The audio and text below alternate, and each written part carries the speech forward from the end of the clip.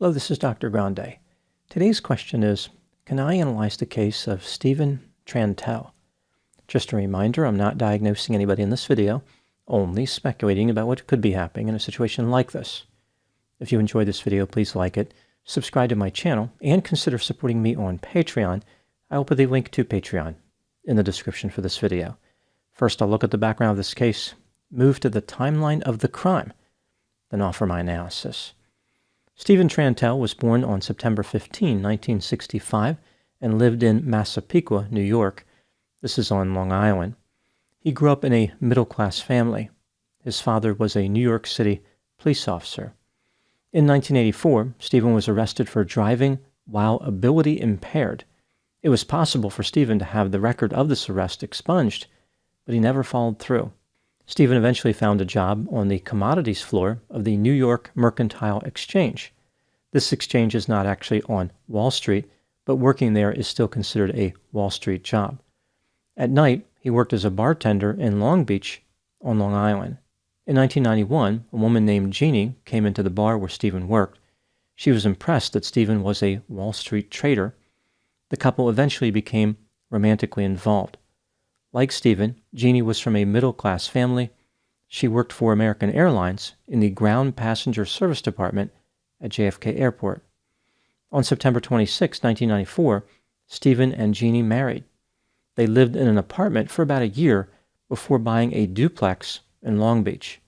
They rented out one of the units to make extra money. They had two sons, one in 1996 and one in 2000. Stephen didn't want Jeannie to continue working. Therefore, she left her job and stayed home with her sons. The couple moved into a 3-bedroom colonial in Rockville Center, about 6 miles north of Long Beach. Stephen's job on Wall Street was a high-risk venture. There were times when he was making a lot of money, and other times when he was pinching pennies. Overall, Stephen did pretty well. During his best year, he earned $300,000. After the terrorist attack on September 11, 2001, Stephen was out of work for a couple of weeks. After returning to work, he wasn't able to make money and eventually lost his job. The financial situation for the family was becoming unbearable. In order to stay afloat, Stephen borrowed money from his father and his sister and tried to borrow money from a bank. He obtained his real estate license, but he never made one sale. In an effort to get back into the Wall Street game, Stephen rented a seat in another exchange trading crude oil. After losing a large amount of money, he was banned from the floor. His desperation had been evident for some time. Stephen even came up with business ideas that could be referred to as ambitious and potentially ill-conceived. For example, he wanted to start a business selling donut machines to restaurants. As Stephen was entertaining his donut machine-fueled fantasy of financial independence, his bank was calling about his mortgage payments being overdue. Embarrassed about his inability to make a living, Stephen pretended to go to work. He would get up each day and leave the house as if he was still going to his old Wall Street job.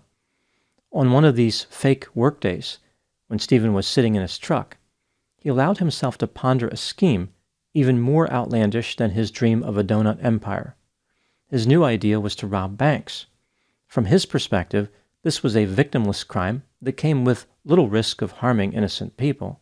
Stephen went to a library and researched bank robbery extensively. He carefully designed a plan to maximize his chances of being successful. Here are the details of the superior strategy that Stephen worked out.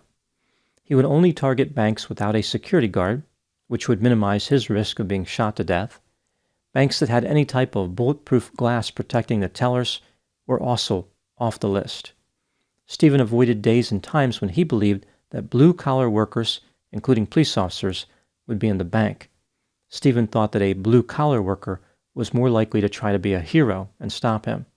As far as attire, Stephen would wear clothing that was too large, as well as sunglasses, a baseball cap, latex gloves, and a fake mustache. When he arrived near the bank that he was targeting, he would park his truck a few blocks away. He would select a dumpster or other concealed area somewhere between the bank and his truck. There he would leave an empty coffee cup and a briefcase. After entering the bank, Stephen would select the teller who he believed was the weakest and give them a note. This note indicated that he had a gun, and he was not a fan of funny games or alarms. In reality, Stephen would not carry a gun or any weapon. After getting a bag full of cash, Stephen would make his way back to the previously selected concealed area. There, he would leave his disguise behind and pick up the coffee cup and the briefcase. At this point, Stephen would calmly walk to his truck, believing that no one would suspect that a man with a coffee cup could have just committed a bank robbery. The initial plan was to retire from the bank money removal career after stealing $20,000. Now moving to the timeline of the crime. Using his amazing plan, Stephen carried out his first bank robbery in early July 2003. The bank was in the town of Merrick, 5 miles east of Rockville Center. Stephen managed to walk out of the bank with $11,000, which was the most he would get out of any robbery. He purchased money orders at several different places on Long Island and then used these to pay his bills. Over the next 4 months, Stephen continued conducting robberies on Long Island in places like East Rockaway, Island Park, Lynbrook, Great Neck, and Glen Cove. During one robbery, he made barely anything because the teller put a dye bag in the bag, which exploded when he walked outside. As bad as this was for Stephen, the worst robbery, from his perspective, was number 9, because he left the note behind with the teller. On that note was Stephen's fingerprint. The police were able to match it to him because he never had his arrest record from 1984 expunged. The police searched Stephen's truck and found a large quantity of sunglasses, hats, and latex gloves. By the time the police arrested Stephen in November 2003, he had completed 10 robberies and stolen $60,000. The state could only connect him to 3 bank robberies, but that was enough to compel Stephen to accept a plea bargain. He was headed for his personal market correction. In March 2004, Stephen pleaded guilty to 3 counts of first-degree robbery. He admitted his involvement in all 10 of the robberies. In May of that year, he was sentenced to 9 years in prison. According to his wife, Jeannie, Stephen asked her if she would remain his wife during his prison adventure. Initially, she told him that she did not know. After he went to prison, Jeannie made up her mind and divorced him. As Stephen sat in prison, Jeannie had to go back to work. She became a licensed real estate agent and a massage therapist. In January 2012, Stephen was released from prison, but according to Jeannie, had to go back for 18 months due to a parole violation. He went on a ski trip outside of Nassau County without obtaining permission. In 2017, Stephen was released and eventually found work as a restaurant manager. Now moving to my analysis. Here are my thoughts on a few areas that stood out to me in this case. Item number 1. Stephen Trantel wrote a book which contained a lot of details about her journey with Stephen. In the book, Stephen was described as gregarious, charismatic, energetic, and charming. Not long after he met Jeannie, he showered her with gifts like jewelry, fur coats, flowers, dinners, dresses, and shoes. Stephen paid for everything and appeared to offer financial stability. Jeannie described Stephen as perfectionistic and highly organized. He did not like tardiness, things being a mess, or people who were lazy. Talking about money was something Stephen loved so much, he appeared to be obsessive. A strong desire to succeed and a high level of confidence were present in Stephen, at least until his financial situation deteriorated. After that, Stephen didn't want to talk about money anymore, and he became moody. People who knew Stephen were surprised that he became a bank robber. Some of his friends thought he was too nervous for that line of work. In addition, he appeared to be pro-social. Stephen played Santa Claus at Christmas parties, volunteered at soup kitchens, and coached Little League Baseball. Item number 2. There was an odd occurrence around Halloween in 2003 that offered Stephen a poignant reminder to walk away from a life of crime. Jeannie purchased jailbird costumes for both herself and Stephen. The couple even wore these costumes, presumably, to some type of party. I guess one could argue that it was a party for Jeannie, but for Stephen, it was a dress rehearsal. Stephen's 8th robbery occurred right around Halloween. His 9th robbery is the one where he left a note behind with his fingerprint.